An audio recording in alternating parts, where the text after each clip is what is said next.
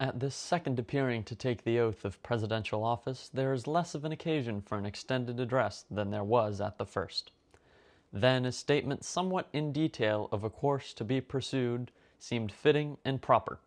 Now, at the expiration of 4 years, during which public declarations have been constantly called forth on every point and phase of this great contest, which still absorbs the attention and engrosses the energies of the nation, little that is new could be presented.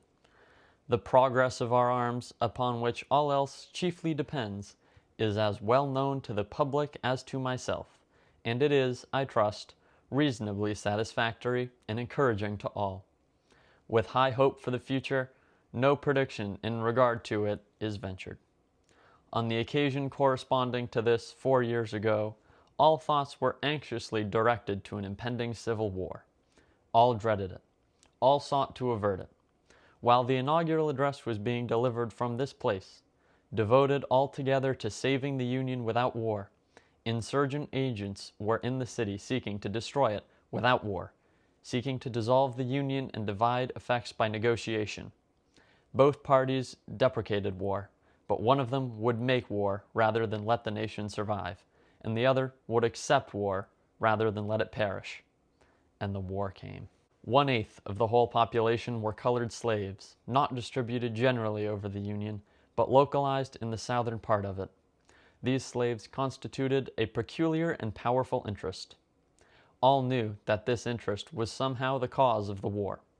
To strengthen, perpetuate, and extend this interest was the object for which the insurgents would rend the Union even by war, while the government claimed no right to do more than to restrict the territorial enlargement of it. Neither party expected for the war the magnitude or the duration which it has already attained. Neither anticipated that the cause of the conflict might cease with or even before the conflict itself should cease. Each looked for an easier triumph, and a result less fundamental and astounding. Both read the same Bible and pray to the same God, and each invokes his aid against the other. It may seem strange that any men should dare to ask a just God's assistance in wringing their bread from the sweat of the other men's faces. But let us judge not that we not be judged. The prayers of both could not be answered. That of neither has been answered fully. The Almighty has his own purposes. Woe unto the world because of offenses, for it must need be that the offenses come, but woe to that man by whom the offenses cometh.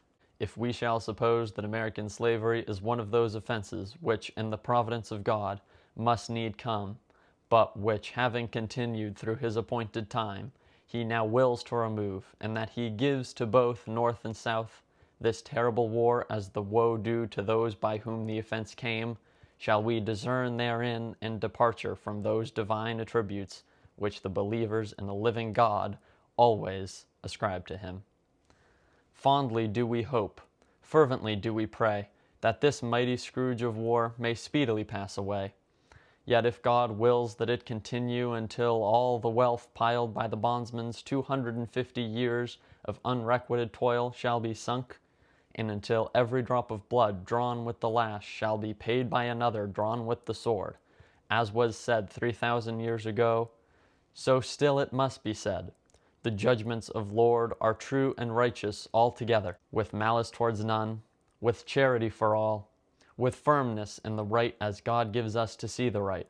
Let us strive on to finish the work we are in, to bind up the nation's wounds, to care for him who shall have borne the battle, and for his widow and his orphan, to do all which may achieve and cherish a just and lasting peace among ourselves and with all nations.